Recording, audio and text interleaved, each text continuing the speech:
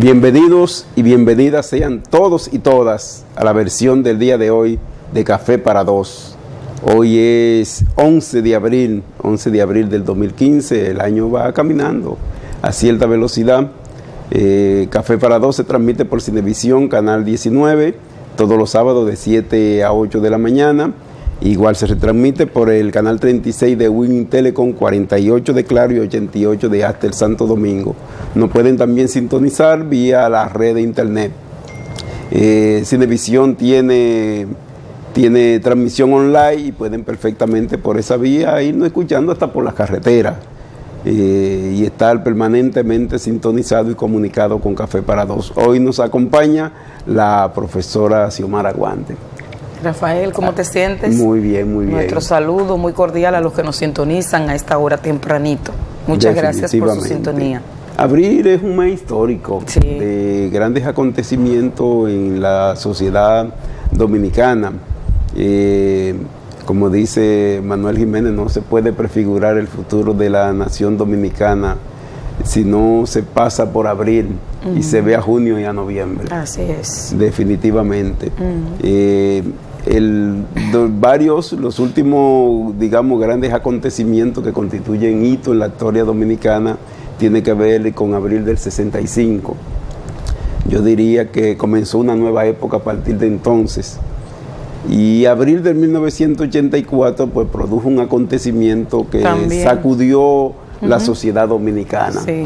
Definitivamente. Este abril, el de abril de ahora, del 2015, también está generando importante proceso de movilización social enfrentando la corrupción y la impunidad. Así es. Hay que decir, Rafael, que este abril, igual que el abril del 84, trae después de las festividades de Semana Santa, a propósito del no al lugar que emitiera un juez el juez que estaba a cargo del caso Félix Bautista, y eso provocó que ha habido un estallido o distintos estallidos de la sociedad en términos de rechazo a lo que ha sido esa decisión que lacera definitivamente lo que es la visión que tiene un pueblo de la justicia. La justicia, un elemento importante para que la gente tenga paz y tranquilidad sabiendo que se respeta la justicia en su país. Entonces la ciudadanía ha salido a protestar, y cuántas manifestaciones ha habido de distintas organizaciones de la sociedad civil, de los partidos políticos. Ha habido todo un movimiento opositor a esa situación tan desagradable, bochornosa que ha ocurrido con la justicia dominicana. Y qué decir, Rafael, de las declaraciones últimas de quien es el presidente de la Suprema Corte de Justicia.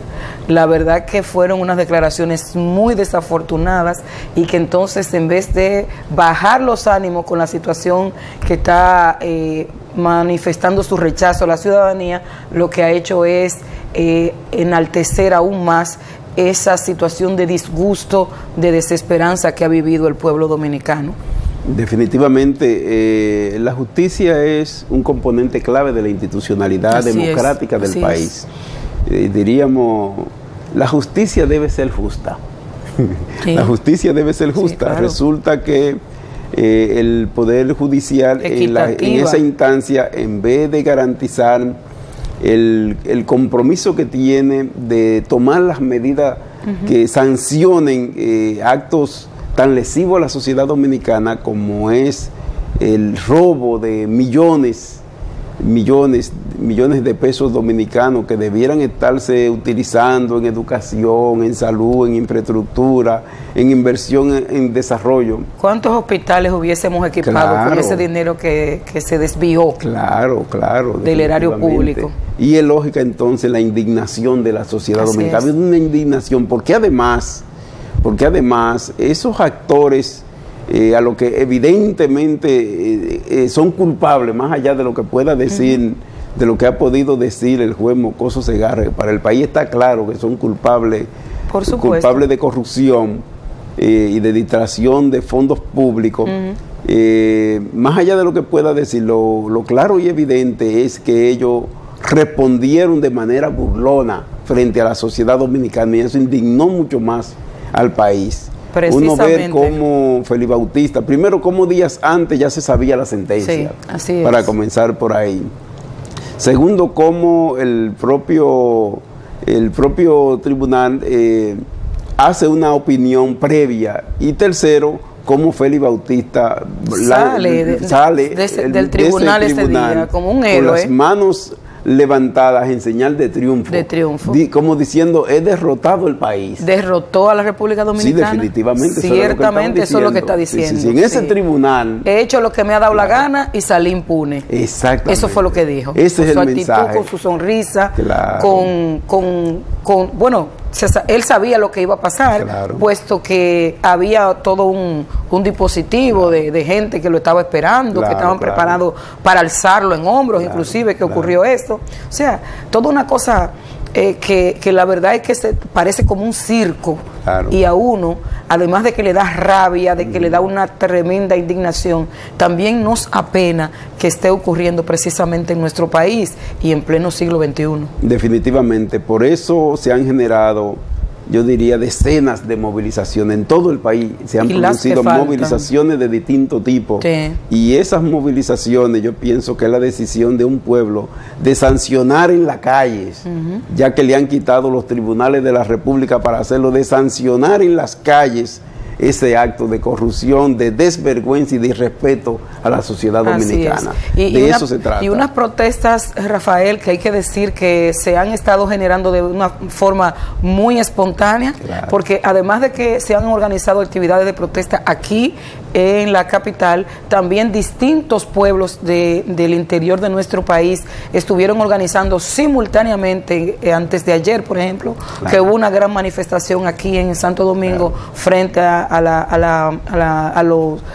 edificio que acoge la Suprema Corte de Justicia. Bueno, pues en San Francisco de Macorís, en Santiago, en Mao, distintos puntos de la geografía nacional tuvieron actividades de protesta de una manera bastante espontánea.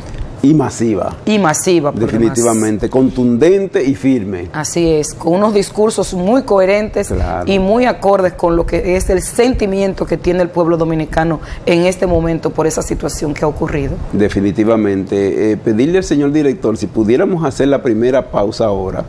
Señor director, ¿podemos hacer la primera pausa ahora?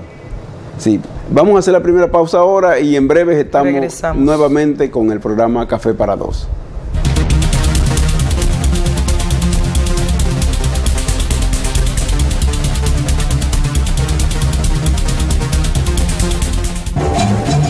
Descanso familiar, Hotel Cotmarena Beach Resort en Juan Dolio. Excelentes habitaciones, la mejor comida del área, 3 piscinas, 1 kilómetro de playa, 3 restaurantes, entretenimiento, show nocturno, discoteca Caracol y para tus actividades, el Gran Salón. A 20 minutos del Aeropuerto Internacional de las Américas y a 45 minutos de la capital. Reservaciones en Santo Domingo,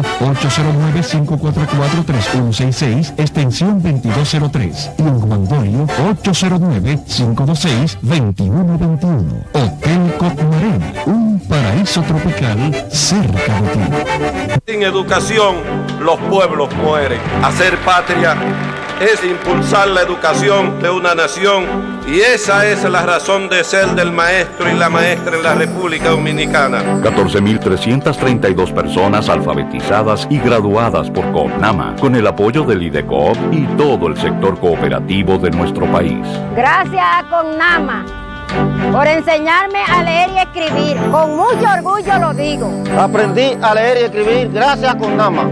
Yo no sabía ni poner mi nombre. Gracias a la cooperativa de maestros que me enseñó a leer y escribir. COPNAMA, un esfuerzo colectivo del Magisterio Nacional. Maestro, maestra, para votar en las elecciones del 14 de octubre tienes que empadronarte. La inscripción se está realizando en la escuela donde trabajas. Los pensionados y jubilados se inscriben en el centro donde adquirieron esta condición. Para poder votar se requiere la nueva cédula de identidad y electoral. Comisión Nacional Electoral de la ADP.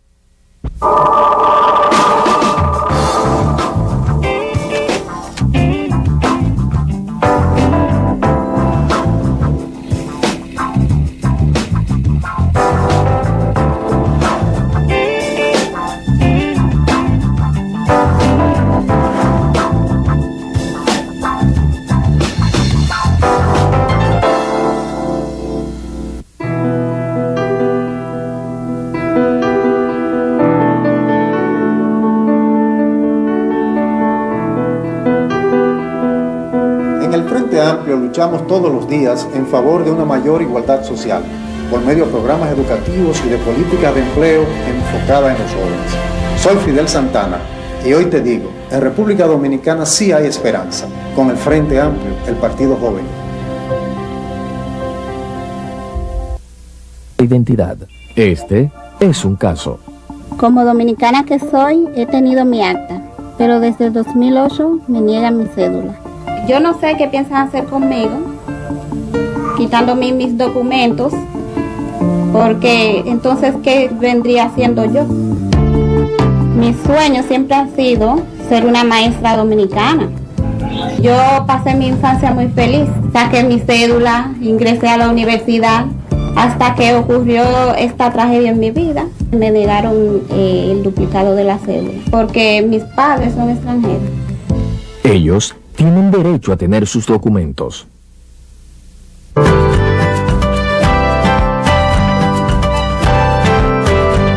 Aprovecho la oportunidad para reafirmar el compromiso solemne que tengo con los hombres y mujeres de esta laboriosa y productiva colectividad, de trabajar sin descanso para lograr convertir nuestra ciudad en el referente indiscutible del Gran Santo Domingo. Santo Domingo Norte, cuna de hombres honestos y trabajadores, forjadores de riquezas materiales, espirituales y culturales, potencializa su desarrollo de cara al futuro y cuenta con la voluntad de un alcalde comprometido con la realización de sus sueños. Puedo asegurarles que con la ayuda de Dios, la buena voluntad y la laboriosidad que caracteriza a este pueblo noble, lograremos convertir a Santo Domingo Norte en orgullo de la presente y futuras generaciones.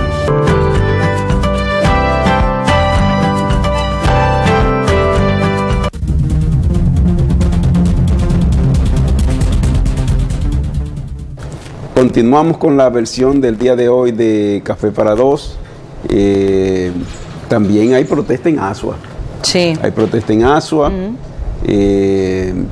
Protesta por múltiples causas. Causas, dicho sea de paso, justas. Sí.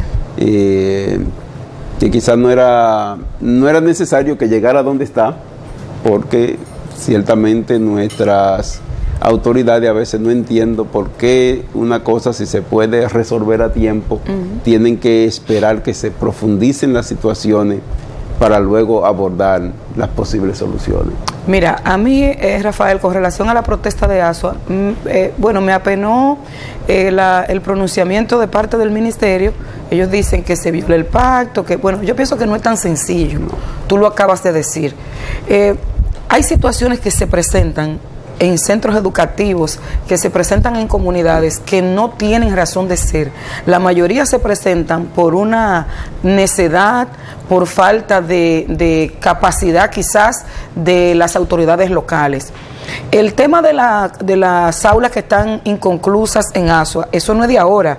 Esas protestas vienen originándose hace más de 6, 7 meses, desde el año pasado.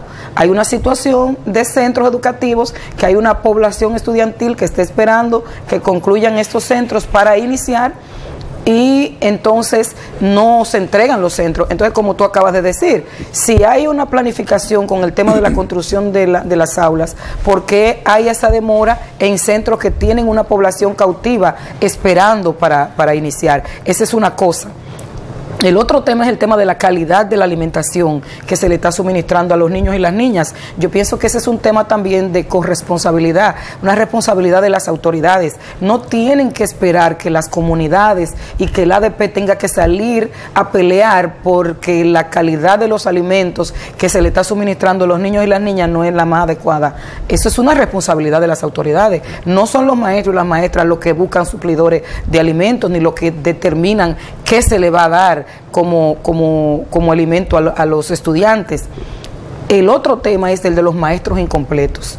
Si hace falta maestros y hay compañeros y compañeras con la capacidad, con la titulación, están preparados para ocupar la posición, ¿por qué no completarle? Entonces, también las autoridades, cuando pasan este tipo de cosas, tienen que ir a ver qué es lo que pasa, porque es que a veces lo local, los que están para resolver los problemas en lo local, no se aplican a eso, por distintas razones. A veces porque a quien tienen que completarle no le gusta, no es de mi grupo, y entonces pasa este tipo de situaciones. Entonces, es más profundo que decir, se está violando el pacto. Bueno, pero vaya a ver qué es lo que pasa ahí. Hay que ir a ver qué es lo que ocurre.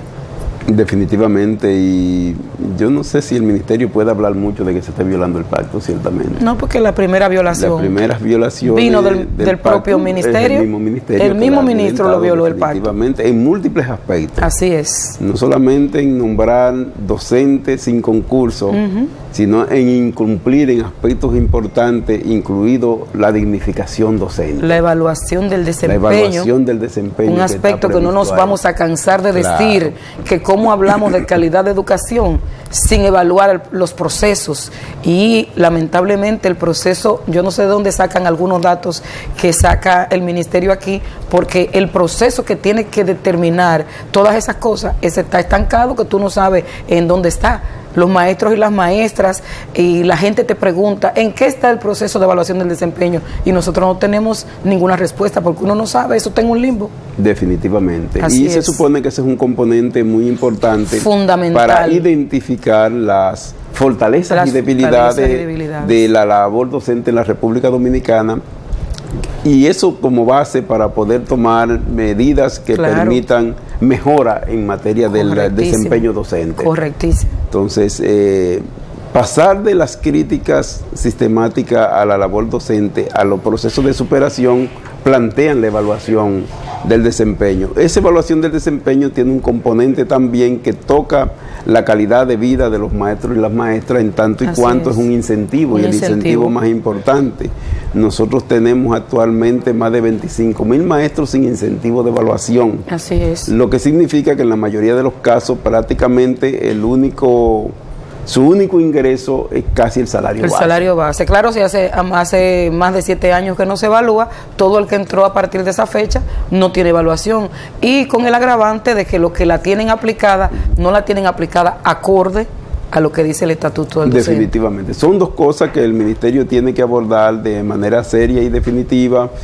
Ese tema de la evaluación del desempeño y la aplicación justa y adecuada. Y en función de las normas de lo que tiene que ver con la aplicación del incentivo por evaluación del desempeño. Con eso también, Xiomara, a propósito del tema de ASUA, yo creo que lo que está poniendo en evidencia son déficits evidentes en la gestión educativa. Y respecto a normas y acuerdos establecidos y, lógicamente, a la necesidad que tienen las comunidades de poder contar con las infraestructuras adecuadas para garantizar la educación de calidad que la sociedad dominicana viene reclamando. Con esto de ASUA, yo creo que también vale la pena decir que la respuesta del ministerio, más que una acusación, debe ser la búsqueda de soluciones. Una revisión, a ver qué es lo que ocurre. Claro, qué es lo que ha pasado. Qué tan pertinente es la protesta y entonces intervenir en pos de solución de las situaciones que están planteadas. Que debió intervenir antes de que ocurriera la protesta, porque los compañeros tienen meses planteando precisamente. Yo te digo que ese problema no es de ahora. No, eso es viejo. Eso tiene más de 8 meses. Claro, mucho más. Por ser conservador. Y han generado en otro momento otras protestas. Así es. Que yo creo que no era necesario llegar aquí. Yo creo que es correcto que llamemos a las autoridades a que puedan intervenir desde la idea de buscarle solución a la problemática que tiene que ver con esto, que permita levantar la protesta y llegar a la normalidad del proceso de educación en estas comunidades tan importantes y de una población más o menos alta como es Asua, que es un lugar sumamente importante de la región sur. En ese sentido, creo que con nosotros puede contar para una intervención de propuestas y solución a la problemática que vive ASUA, y los compañeros y compañeras de ASUA ratificarle que pueden contar con nosotros. Así es. Nosotros apoyamos el esfuerzo que ellos hacen por, en el marco de esta demanda, impactar en materia de la calidad educativa y de las condiciones de vida y de trabajo de los maestros de ASUA. Éxito, compañero, adelante y mucho comedimiento en el esfuerzo de movilización social que desarrollan. Mira, Rafael, ya el día 14, el martes 14, comienzan los concursos. Y bueno, nosotros queremos reiterar a los compañeros y a las compañeras que no esperen que le llamen, tienen que buscarse en la página, ¿verdad? Claro. Para que sepan el día que le corresponde asistir a recibir su prueba. No pueden esperar que le llamen porque ahora en este proceso son muchos postulantes y es posible que no tengan el dispositivo para poder avisarle a tanta gente, más de 40,000 postulantes hay en este proceso, lo nunca visto. Entonces hay que consultarse en la página para saber cada quien qué día le toca. Para darle paso entonces a nuestro distinguido invitado del día de hoy, Rafael, a propósito de que el día lunes 13 de abril estamos celebrando el 45 aniversario de la fundación de nuestra 1000 veces gloriosa Asociación Dominicana de Profesores y Profesoras. Nosotros contamos hoy con un invitado muy especial que tiene mucha experiencia en este tema, con el que vamos a compartir minutos muy agradables, y es tu tocayo, Rafael. Definitivamente, de la que todos los maestros y maestras y el país nos sentimos orgullosos. Se trata del profesor Rafael Santos, con quien vamos a compartir el resto del programa. Yo le quiero pedir al director que hagamos una pausa ahora, señor director, y venimos con nuestros invitados. Vamos a ver si podemos habilitar incluso el teléfono para cualquier maestro que quiera compartir preguntas, reflexión, opinión breve a propósito de la experiencia importante desarrollada por el profesor Rafael Santos en el mundo educativo, en el mundo sindical y en la sociedad dominicana. Señor director, nos vamos a la pausa. No se muevan.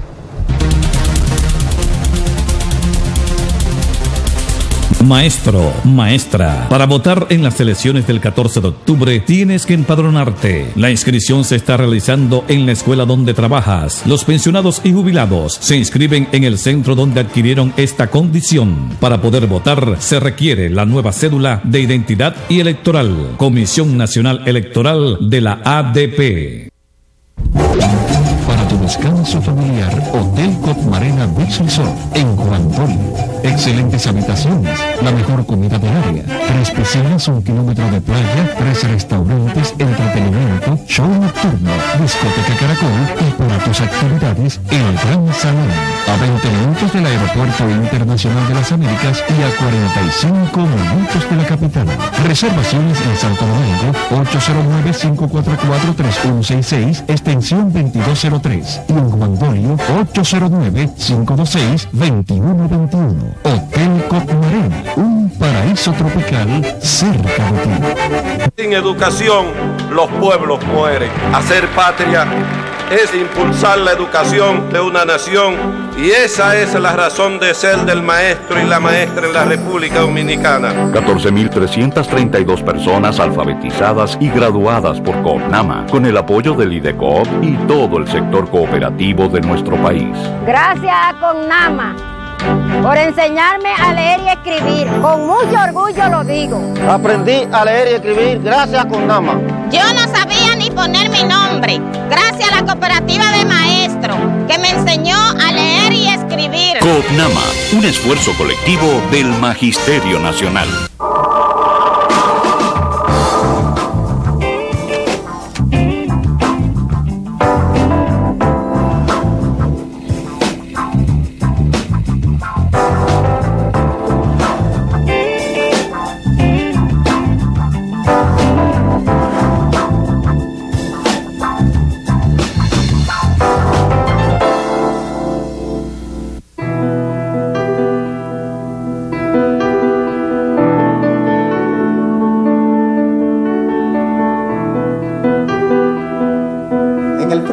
Luchamos todos los días en favor de una mayor igualdad social, por medio de programas educativos y de políticas de empleo enfocada en los jóvenes.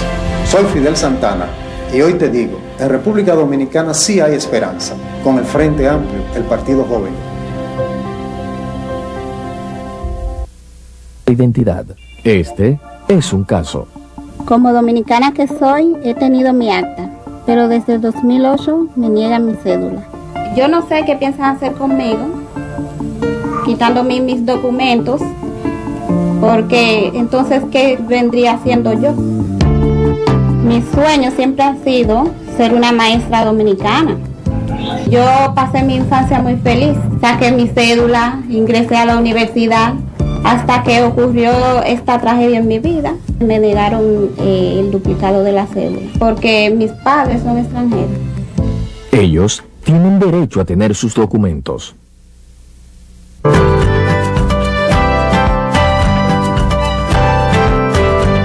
Aprovecho la oportunidad para reafirmar el compromiso solemne que tengo con los hombres y mujeres de esta laboriosa y productiva colectividad, de trabajar sin descanso para lograr convertir nuestra ciudad en el referente indiscutible del Gran Santo Domingo.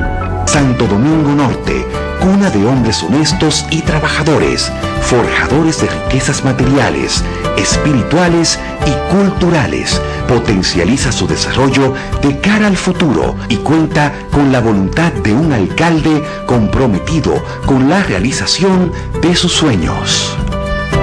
Puedo asegurarles que con la ayuda de Dios, la buena voluntad y la laboriosidad que caracteriza a este pueblo noble, lograremos convertir a Santo Domingo Norte en orgullo de la presente y futuras generaciones.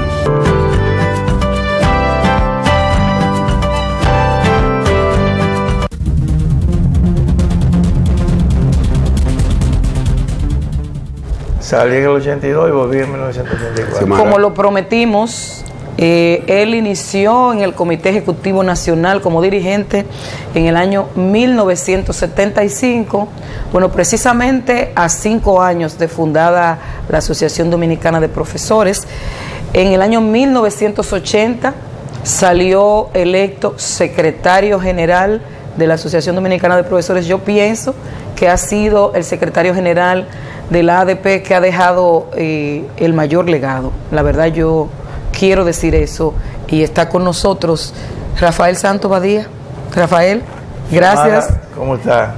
Para nosotros es un alto honor. Sí, un alto honor que tú estés aquí, Rafael. Muchas gracias. Y entonces nosotros queremos hablar con una persona como tú, que tiene tanto conocimiento, que ha sido de los fundadores del ADP y de los que nunca se ha ido del lado de nosotros. Hay que decir que Rafael siempre ha estado presente en todos los momentos buenos, momentos difíciles, apoyando al ADP con sus orientaciones, apoyando al ADP con su experiencia.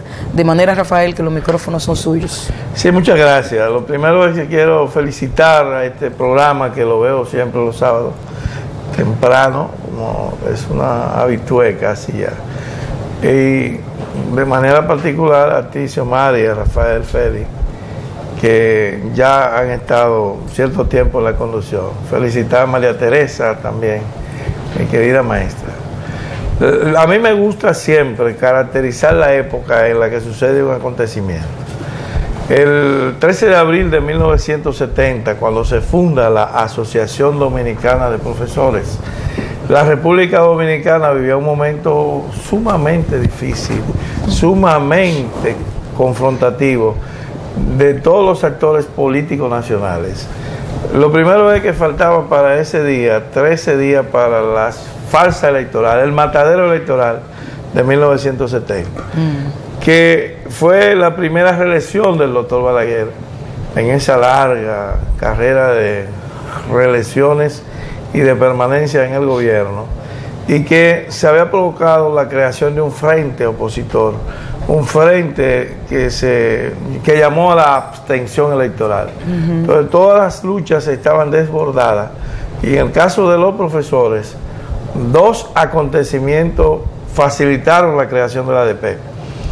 Uno fue la ocupación militar de la Universidad Autónoma de Santo Domingo, que creó una lucha popular en todo el país en demanda de la desocupación. Y el otro fue la cancelación de los profesores de varios colegios privados, especialmente católicos, el San Luis Gonzaga y otros colegios, que generó una lucha de solidaridad.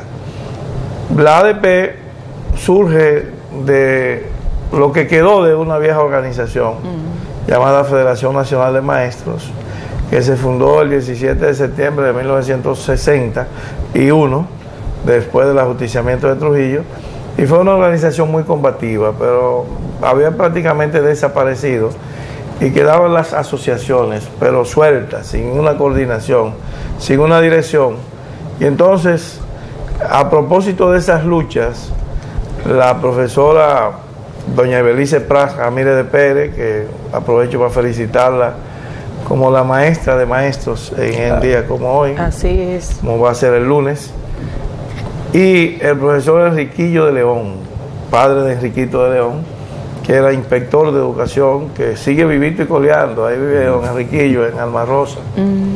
Y en ese sentido, pues, fueron profesores muy veteranos, junto con estos profesores más ideológicos que fundan la ADP. Yo no participé en la fundación de la ADP, todavía no era maestro. Yo empecé a impartir docencia en 1971, en el año escolar de 1971, en el Colegio Nuestra Señora de Fátima, y a partir de ese momento inmediatamente, junto con Johnny Mejía Fría y un grupo de profesores de la zona norte de la capital, iniciamos la creación. Entonces, ¿tú iniciaste en la ADP Rafael Fresquecito, acabado de llegar al sistema? Sí, muy joven, incluso sin todavía tener graduación, sino antes de los maestros había una escasez. Sí. Y entonces uno entraba al sistema para seguir estudiando. Y en el caso mío, para ayudar a mantener mi familia, que era muy pobre. Y era lo que me permitía estudiar y trabajar. Entonces, comencé en esa circunstancia de no todavía ser un hombre maduro. Tenía en ese momento 16 años, para 17, y desde ese tiempo pues me incorporé en la ADP, primero como dirigente en la capital, en la zona norte de la capital, y luego pues desde 1975, como tú has dicho, en el comité, mira, doña Ibelice Pras, en el 1975 pasamos al CEN. Esa es una mujer valerosa, yo la admiro, le tengo un cariño especial. Primera presidenta. Porque doña Ibelice se mantiene con una lucidez mental y una posición revolucionaria que impresiona, la verdad que vive. Y al igual que tú, muy cerca del ADP también, siempre que se le requiere, ahí está. Siempre, a mí me tocó restablecerle su condición de miembro de ADP, porque por un conflicto político, en 1972, Ibelice fue excluida del sindicato. Ella fue la primera presidenta.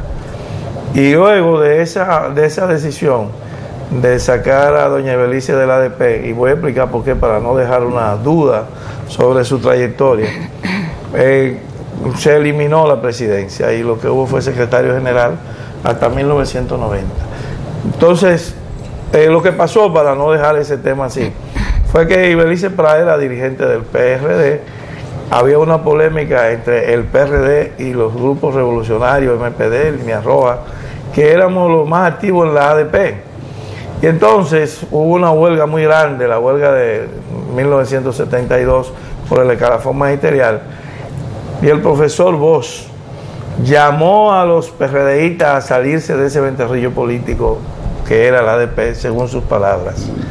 En el cuarto consejo, celebrado en abril de 1972 en San Francisco de Macorís, tomaron la decisión de sacar del ADP, no voy a decir expulsar, a los que eran dirigentes PRDistas. Y bajo esa condición salió doña Ibelice, salió el profesor Pichardito de San Francisco de Macorís, el profesor Miguel Ángel Núñez de Santiago Rodríguez, un profesor fallecido, William Sánchez de Ocoa, y esa seccional, y soy la Teresita de Jesús de Villavasque, y Eunice Lluvero de Santiago Rodríguez, entre otros.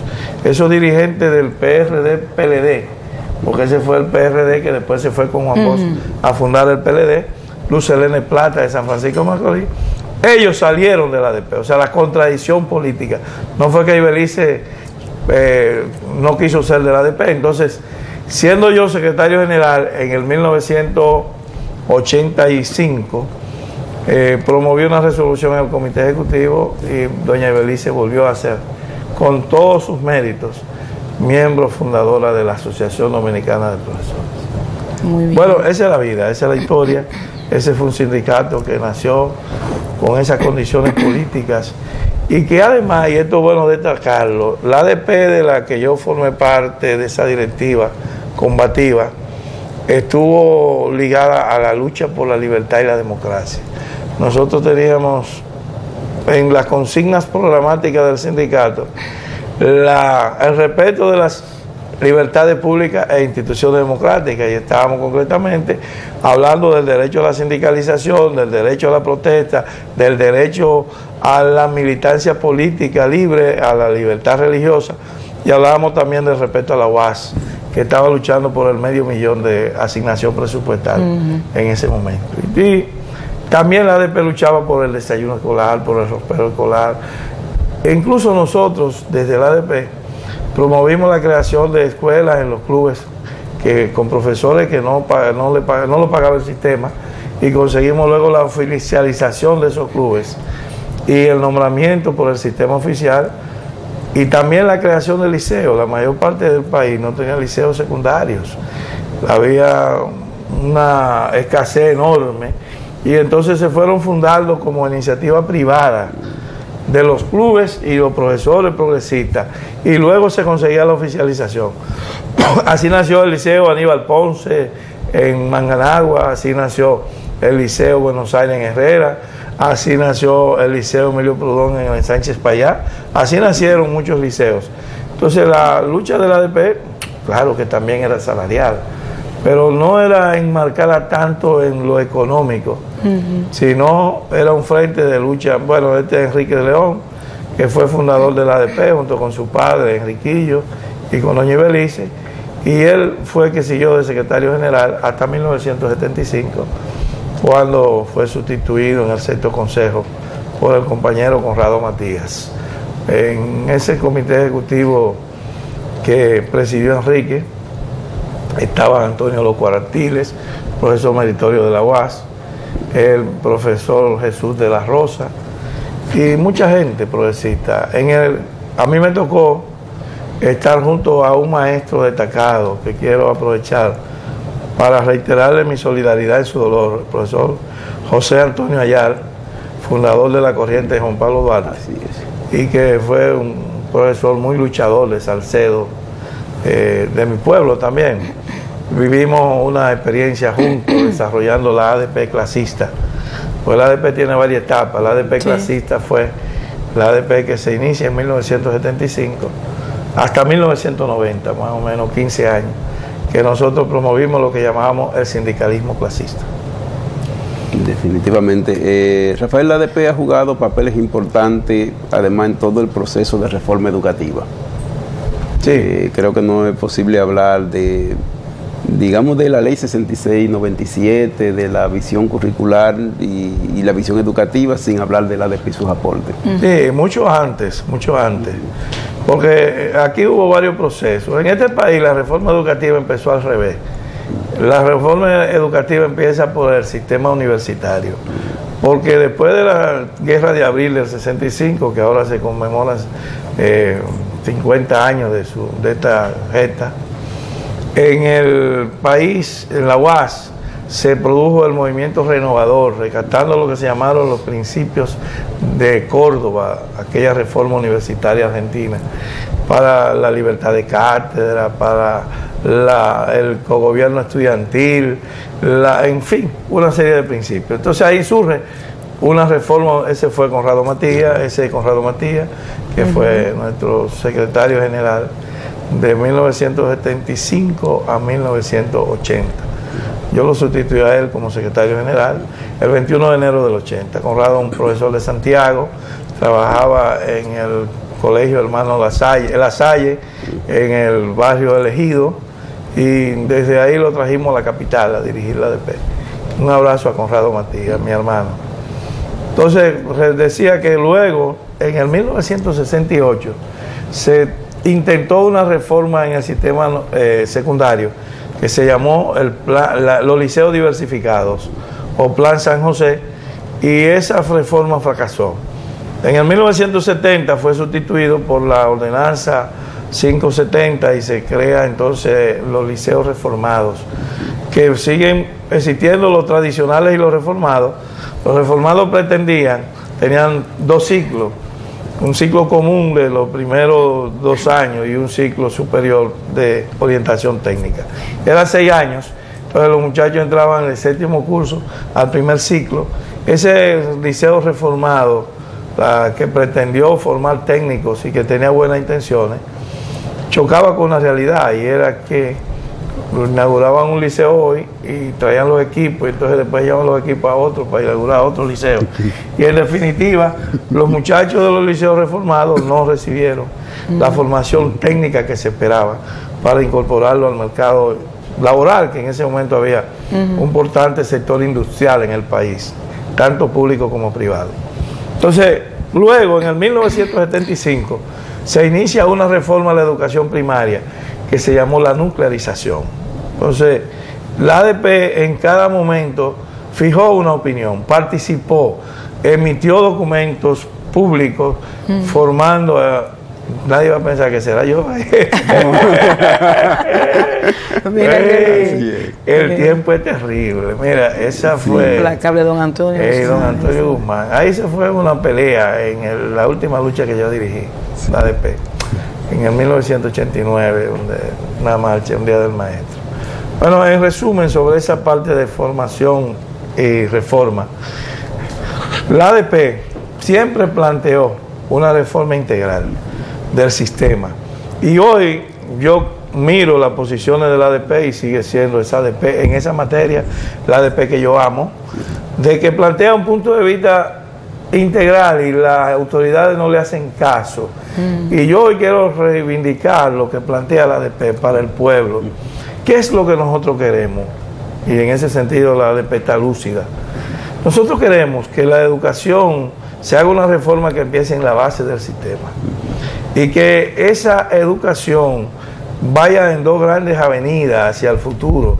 Una gran avenida que lleve a la educación científico-técnica y otra que lleve a la educación científico-humanística. ¿Qué significa eso para el pueblo, para la gente que nos está mirando?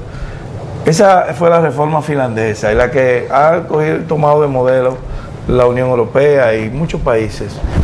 En la medida que se formen muchos técnicos que puedan incorporarse al mercado de empleo, aprovecharse del auge de la revolución científico-técnica, entonces se va a combatir la pobreza.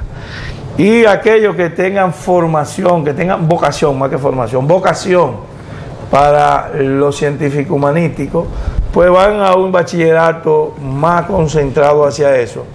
Y entonces podríamos tener menos cacique, que es lo que pasa aquí, muchos generales, mucha gente frustrándose, porque cuando un muchacho estudia 12 años y cuando va a buscar un empleo no sabe hacer nada, es un fracaso de la educación. Fue un fracaso, hermano. ¿Cómo tú le vas a hacer creer a una muchacha pobre de un barrio que ella va a ser médico? Puede serlo, pero antes de ser médico puede ser una buena técnica de computadora, una persona que de independice, consiga independizarse económicamente para bien de ella, de su familia, del país, de su entorno. Y entonces los que sí tienen una vocación, que quieren ser médicos, que toda la vida lo han querido ser, que cuando lo examinan tienen un 95% de índice académico en la materia que sea relacionada a la medicina, ese va a ser médico.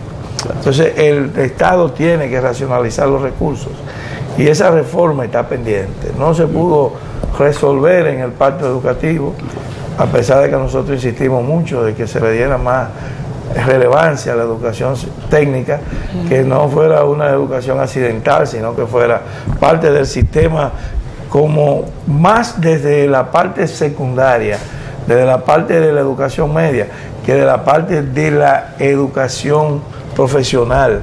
Porque si aquí existió una vez un liceo que creo que era arte y oficio, la escuela de peritos, tú buscas ahí muchísimos profesionales exitosos que ni siquiera tuvieron que ir a la universidad. Después lo hicieron por un deseo de llenar un vacío emocional, pero salieron de la escuela de peritos y se incorporaron al trabajo, a la producción, al sistema contable, al sistema secretarial.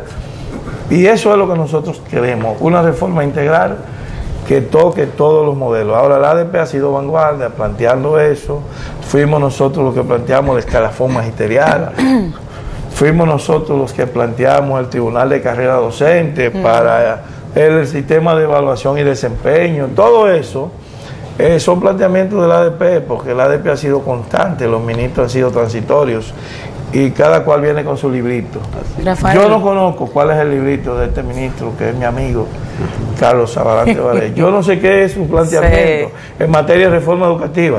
Sé que está construyendo aulas, no sé si están bien hechas, si no tienen vicios de construcción, si no están sobrevaluadas, eso no lo sé. Pero lo que sí sé es que no conozco cuál es el plan educativo de este gobierno para que el sistema educativo dominicano se mejore. Así es. Mira, Rafael, a nosotros no podemos dejar pasar esta oportunidad para que tú, que como, bueno, fuiste, sí, así mismo, tú fuiste parte, bueno, como ya hemos estado viendo por tus expresiones y lo que has venido narrando, parte fundamental del ADP de aquellos tiempos, desde 2, 3, 4, 5 años después de su fundación, y te has mantenido cerca del ADP y viendo todos los procesos, cómo ocurren. ¿Qué tú dirías que hay de diferencias la ADP de ayer, la ADP de hoy?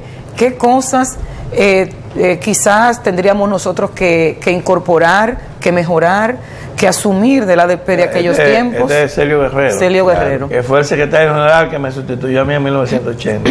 Fue hasta 1982. Mira qué calor tiene esa concentración. Un abrazo, qué bonito. Celio, donde quiera que esté. Así es.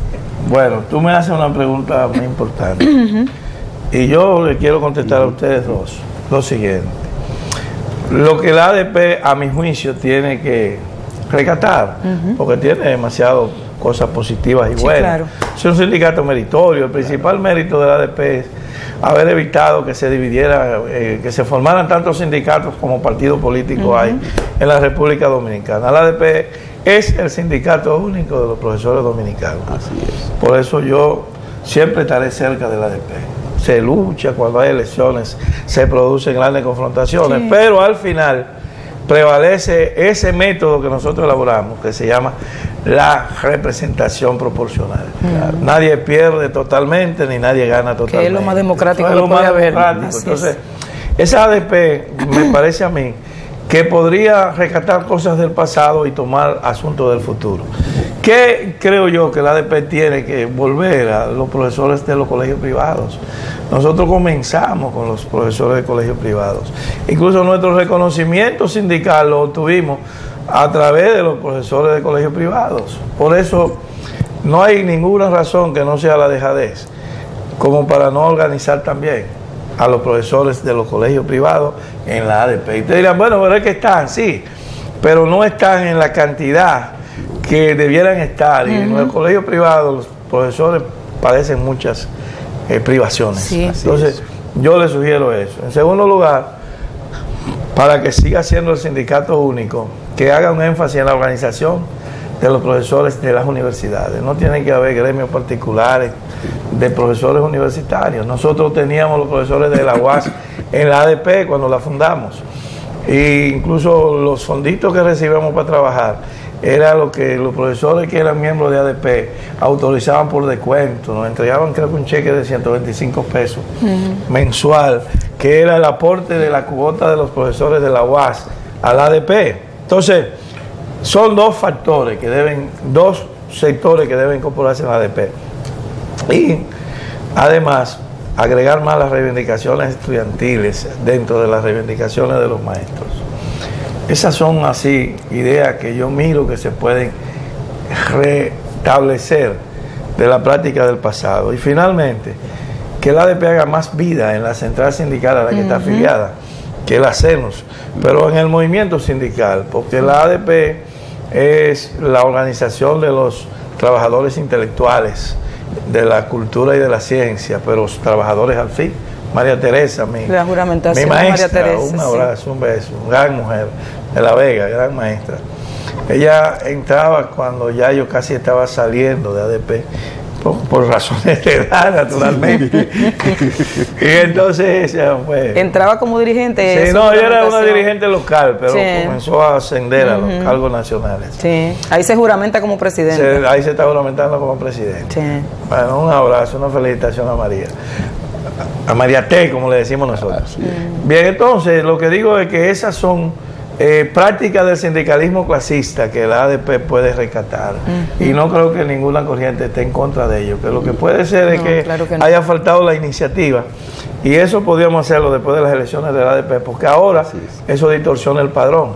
Y entonces puede que eso no lo acepte todo el mundo. Pero después que pasen las elecciones, yo a cualquier sea la directiva, que yo espero que sea tú la pasan al presidente de la ADP.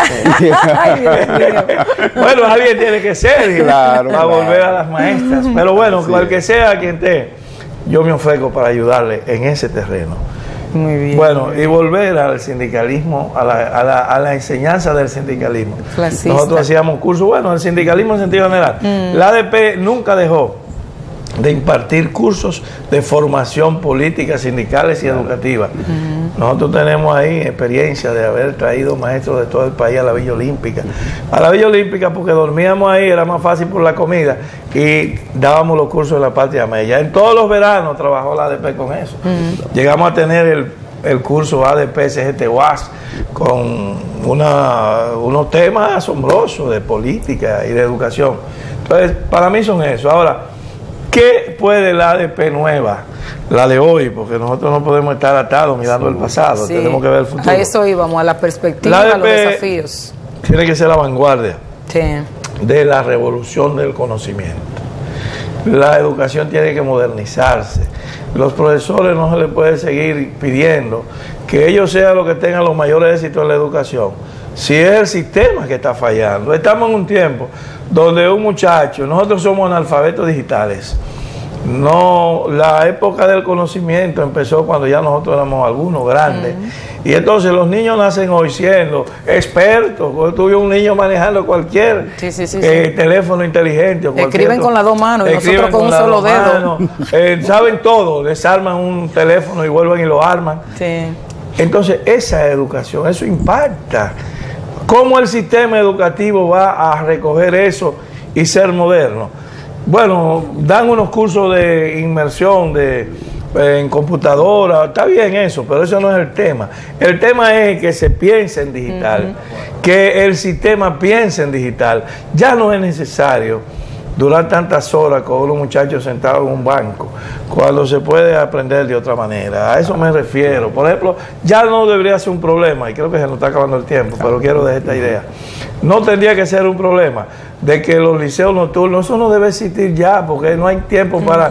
Ahora existe la educación semipresencial, entonces los que son adultos que no pueden ir a un liceo secundario en horas normales, ponlo para que vayan los viernes o los sábados, todo el día. Y mientras tanto, usa la andragogía en vez de la pedagogía como la base metodológica de la enseñanza. O sea que lo que estoy diciendo es que el ADP tiene que empoderarse de una serie de reclamos que tienen que ver con el tiempo futuro, con el modelo de un sistema educativo en un tiempo de revolución científica, que es la tercera revolución de la humanidad. Y la sociedad no va para atrás.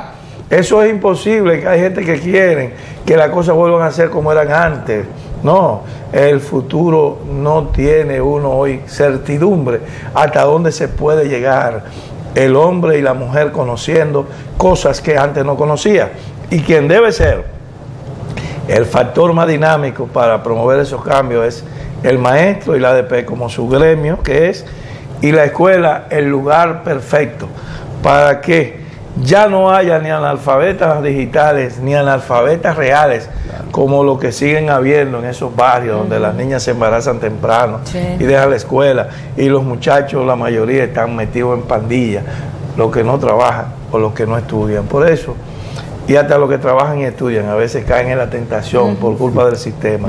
Por eso yo miro una ADP hoy a 45 años de su fundación, renovada, con inmensas posibilidades, de aportar a la sociedad. Bueno, el tiempo con Rafael se va muy rápido. Se fue rápido. Definitivamente, sí. Cosas muy interesantes se han abordado. Rafael, agradecerte que te hayamos hecho levantar tempranito a compartir con nosotros. Yo siempre lo hago. Yo me levanto siempre a las 5 de la mañana. Y eso es una costumbre de campesino. Pero hoy fue para mí el tiempo mejor invertido, porque yo sé que esta es uno de los programas que los maestros y maestras están sintonizando. A todos ellos, un fuerte abrazo, un estímulo para que sigan adelante, construyendo la subjetividad de la patria. Bueno, agradecemos a los miles de seguidores que tiene el programa Café para Dos, que nos haya acompañado el día de hoy, y estaremos en una próxima versión de Café para Dos. Hasta el próximo sábado. Gracias.